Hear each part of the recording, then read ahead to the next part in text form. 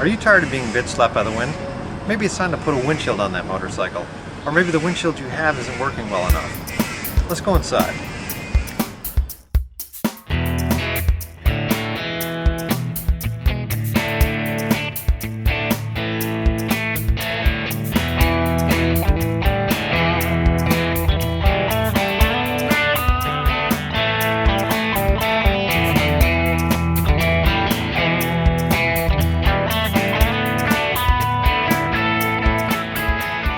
At top speed, a typical motorcycle is using 90% of its power to overcome aerodynamic drag, and your body is probably the single greatest impediment to a smooth aerodynamic ride.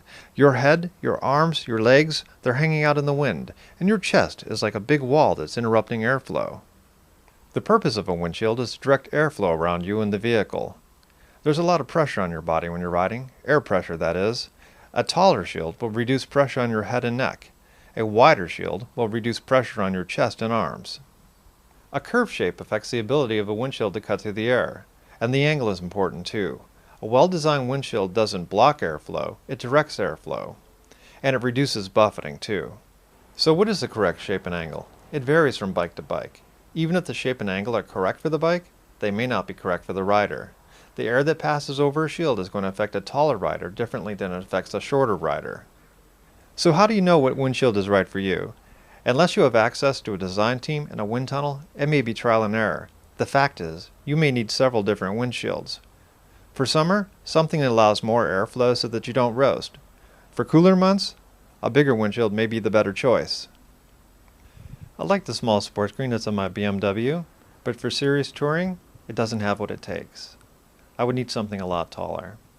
So I'm going to try putting on a Cee Bailey's windshield. The reason I like the Cee Bailey's windshields are that they come in three sizes, a 16, an 18, and a 22-inch windshield. They fit on the BMW bracket, one that you have to purchase, but they're interchangeable. So if I want something taller, I can put on the 22. If I want something shorter, I can put on the 16. It's pretty versatile.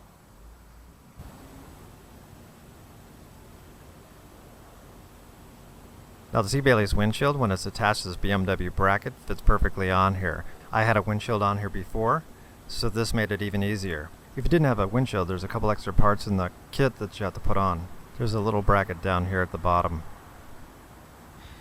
Then you just have to put in these torque screws and you're done. You'll want to tighten the two torque screws to the torque specifications that came with the windshield instruction sheet. The torque spec is really important for the screws that hold the shield to the bracket. If they're too tight, you're going to get stress fractures right there. So I've got the windscreen mounted, and I think it looks really good. It looks a lot like the BMW touring screen, but you notice there's a nice contour here, and this will direct the airflow in a way that should reduce buffeting. Another thing you'll notice about this windshield is that it's not too high. You don't want it too high, otherwise you'd be looking through it. And if it starts to rain, it's going to be like looking through wax paper.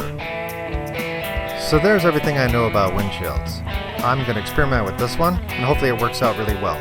Thanks again for watching.